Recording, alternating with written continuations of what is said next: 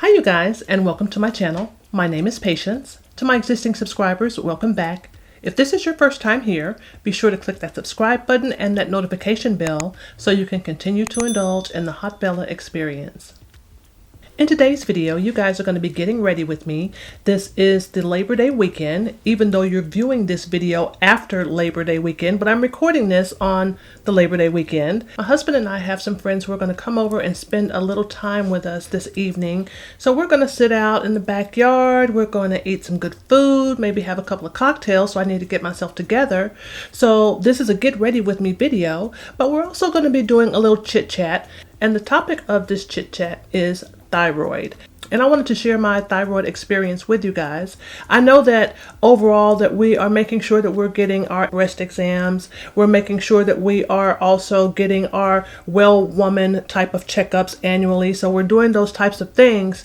But I wanted to talk a little about thyroid because I'm not certain if we are just as diligent as making certain that our thyroid health is as healthy as all of the other things that we have to check on as women, just to make sure that everything is in balance and everything is okay. And the thyroid should be included in that.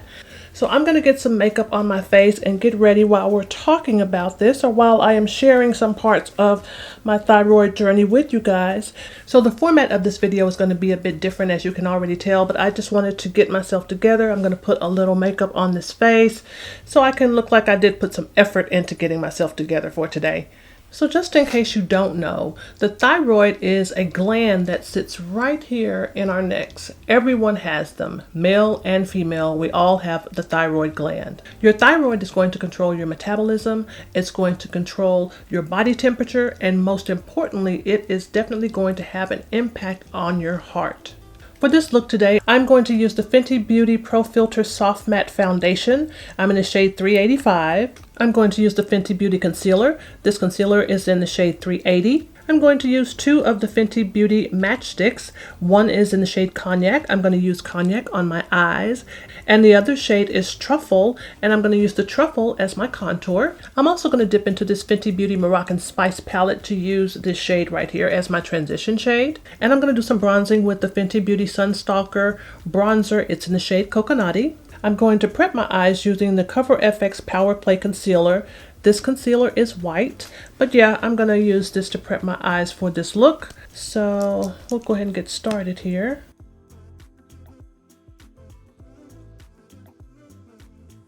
It only takes a little bit of this. So my thyroid journey started back in 2006. And I've always been one of those people where I could eat whatever I wanted, whenever I wanted, and did not have to worry about gaining a pound. I loved it. Okay, I could sit there and eat a half of a Louisiana crunch cake and with milk. And, a week later, I still weighed the same. It was a beautiful thing. But then I noticed that that was changing and my weight started to fluctuate quite a bit. So, 1 month I could have an average weight, let's say, as an example, of 150 pounds. And then 2 months later, I may weigh 170 pounds. And it could be just that much of a swing. I really couldn't tell how my weight or which way my weight was going to go. Sometimes, I may be at 150 and then, a couple months later I'm down to 145. But yeah, so that was the first thing that kind of triggered me, like, why is my weight fluctuating so much like this? So, I just kept going. I figured, okay, I feel okay. Nothing's hurting. I don't feel anything. So, maybe, I'm just maturing. I need to maybe, start watching my diet a little bit more, being more consistent in my diet. So I just dismissed it like that. For my brow bone highlight, I'm going to use this blush here from MAC. This is in the shade Beaming.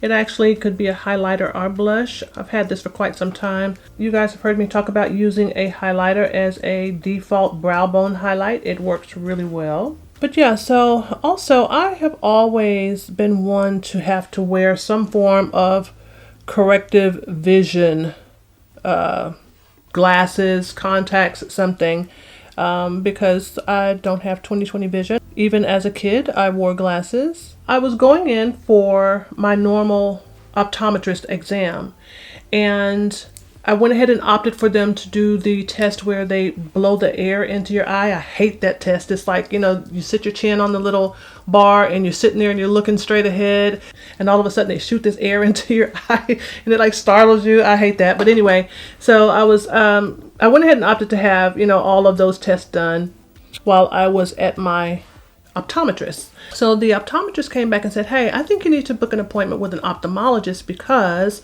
there seems to be some pressure, or there's something that's going on with the amount of pressure that's behind your eyes. So I was like, I wonder what that's about. So I was like, okay, I'll do that. So I went ahead and made the appointment with the ophthalmologist, which is the specialist of the optometrist. So I did that, and they said, yeah, your pressure behind your eyes is a bit high, but we'll just kind of watch it to see what's going on. It really wasn't raising any alarm, but they did agree, yes, it is high. So the following year, when I went back to the ophthalmologist again, the pressure behind my eyes had increased. And I also had noticed that my stare was changing, if that makes sense. I noticed that when I looked at myself in the mirror, I had what I call that surprised look. It was more like my stare had gone from a normal stare like this to a stare that was more like this. And I couldn't understand why that was happening. It was just so weird. I was like, okay, what is going on? Why are my eyes looking like they're going to pop out my head at any point in time?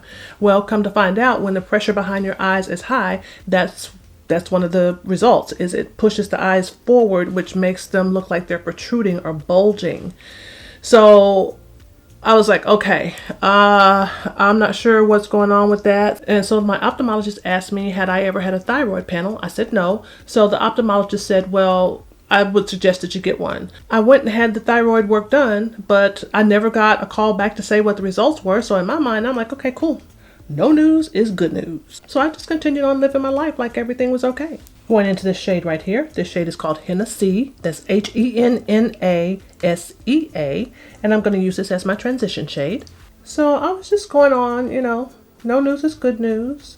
So it was time for my annual well woman checkup. So the doctor comes back and says, well, you have an abnormal pap smear. And he orders the thyroid panel test for me again. Well, this time it came back a little bit different. The thyroid panel showed that there was definitely something going on. My levels were off. It was off to the point where it was alarming, and my doctor sent me over to an endocrinologist. Now, by this time, my full attention is on this thing. I also started to have what I call anxiety heart palpitations. So I live in the Dallas-Fort Worth area in Texas. I worked downtown, so I would have to drive about 35 miles each way to and from work each day. And I'm giving you this information so you can understand the severity of this anxiety attack or these heart palpitations, how severe and scary they were. I was on my way to work and I started to have one of these attacks. And it was so serious, and I was so scared that I slowed down. Now, I'm on a major freeway.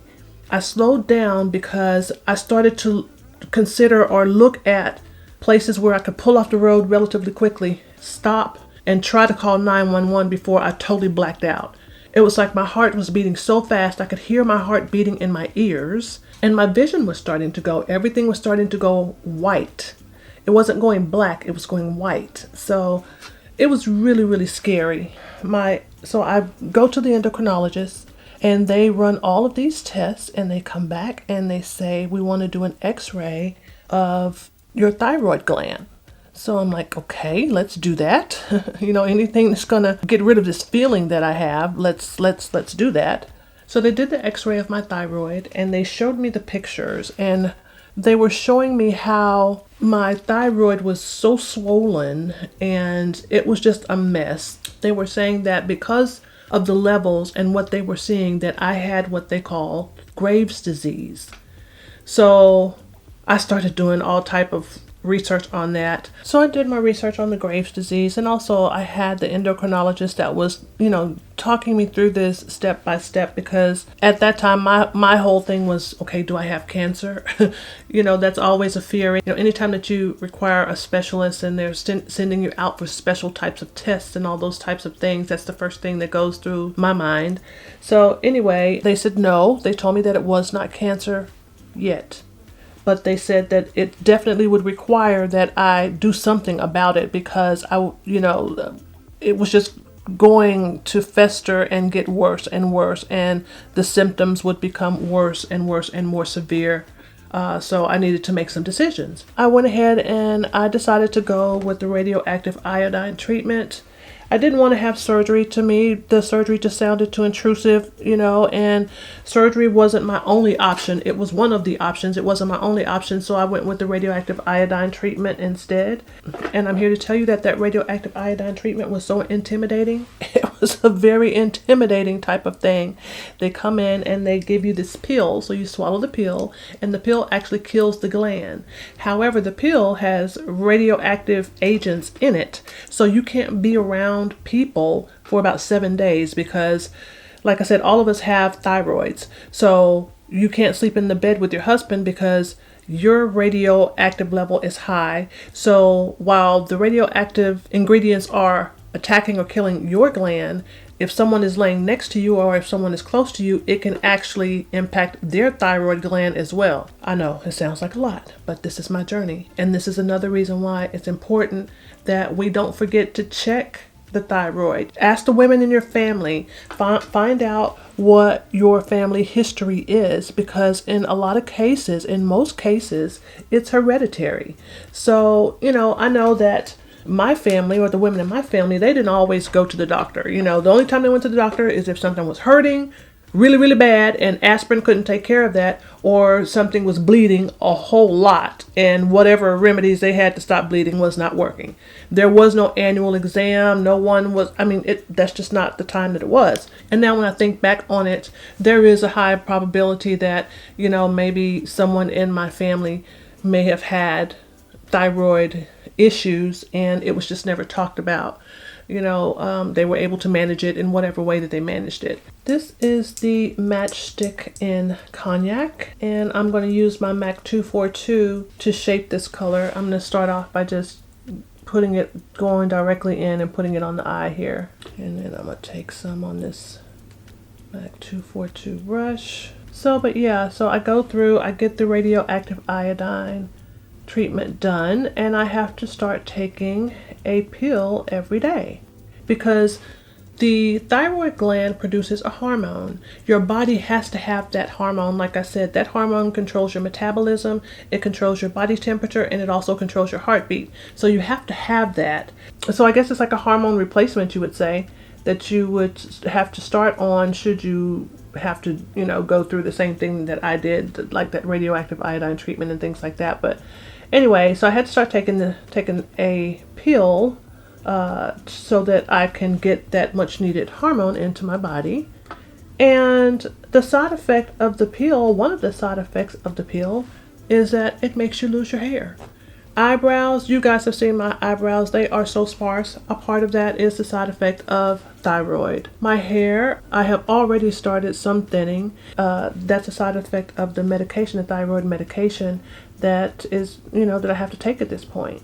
Again, I'm telling you my story because I'm hoping that if there is someone who is, going through this right now, I'm hoping that you have something to take away from this. It's not the end of everything. It can be scary sometimes when they're, telling you what all is needed, in order for you to feel better or to, try to keep your body healthy.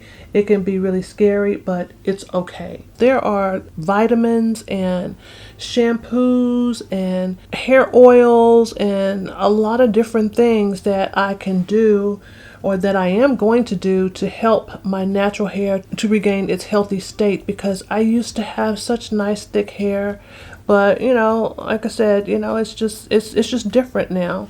But we're going to change that, because I'm going to try some things. I'm going to share those things with you guys as I go. I want you guys to be a part of that journey as well. But yeah, there's some products right now on the market that I'm interested in that's going to help to thicken the hair and to make the hair grow. And also, I'm going to try something else on my eyebrows. I normally fill in my eyebrows using a pencil, which works out really well.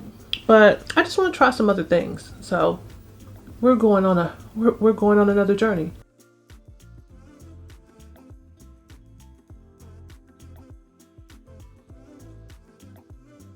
I'm using the Melt Ultra Matte Gel Eyeliner. It's in the shade Spliff, S-P-L-I-F-F. It is a brown eyeliner. I'm going to line my waterline with the Inglot AMC Eyeliner Gel. It's in the shade 94.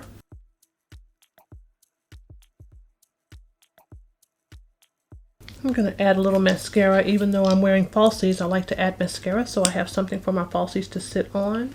But fortunately for me, the timing of all this was as good as it could possibly be, because my daughters were already gone away to college, so I was at home, with the dog by myself, so I didn't have to worry about, having someone else in the house that I had to worry about them being impacted by, my radioactive iodine treatment. So my liner and my lashes are done, and I've done some color correcting as I normally do using my staple color correcting products. That's my Tatcha Pearl and Candlelight under my eyes, and my Kevyn Aucoin Sensual Skin Enhancer in SX14 around my mouth. So I'm gonna add some concealer here. But yeah, I also forgot to tell you guys about the hand trimmers. So the hand trimmers, oh my God, this was really interesting. I had never experienced anything like this before, but it's like if you hold your hands out in front of you, my hands would shake like this. They would just shake for no reason. And I mean, it was like uncontrollable like. And especially during the times when I was feeling that high anxiety, they would really, really shake then. So can you imagine trying to do your eyeliner with your hands trembling? Yeah, funny. Funny now. Wasn't too funny then. But also as we mature, we can end up with deficiencies that we don't know anything about, but if we are really paying attention to our bodies, we can maybe correct it. For example, vitamin D is probably one of those vitamins or nutrients that as we mature, we are going to wind up with a deficiency. So it's going to require that we take supplements. It's just one of those things. B12 is also very important because along with my thyroid, I had zero energy. The thyroid issue caused me to have zero energy. And that's because my B12 level was already low. It's just a part of maturing. It happens, right?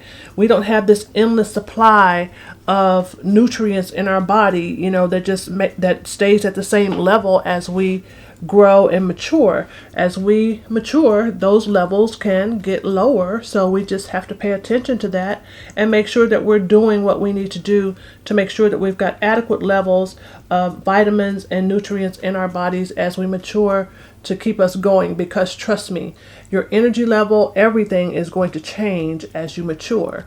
So if you want to keep up, girl, you better keep those vitamins and those nutrients at the levels where they need to be. Because otherwise, you're going to find yourself drifting off to sleep at the family gathering, and it's not cute. I mean, just to make it through my workday was a huge accomplishment during those times. And honestly, after going through my radioactive iodine treatment, it probably took about, I want to say 2 years for me to really feel back to my normal self, my energy level. Just in the way that I was moving about life. It took about 2 years for it to really start to feel like, okay, this is Patience. She's back. My concealer is done, and I'm going to go ahead and set this immediate area here right under my eyes. I don't want that to crease. All right, eyes are set. I did use my RCMA No Color Powder to do that. And I am going to use this matchstick here from Fenty Beauty. This is in the shade Truffle. I'm going to use my sponge.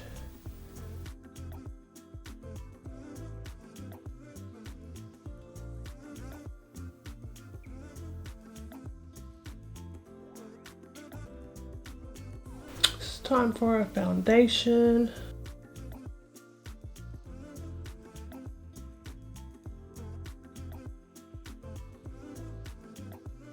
But I just didn't realize that it was a condition or something that I should be concerned about, or that we as women, or just, in general, as we're noticing weight changes, gain or loss, right? That, that the thyroid could be the culprit for that. So that's why I thought, I just kind of share it with you guys so that it doesn't catch you by surprise either. You'll know exactly what it is, what it does. There is medication for it.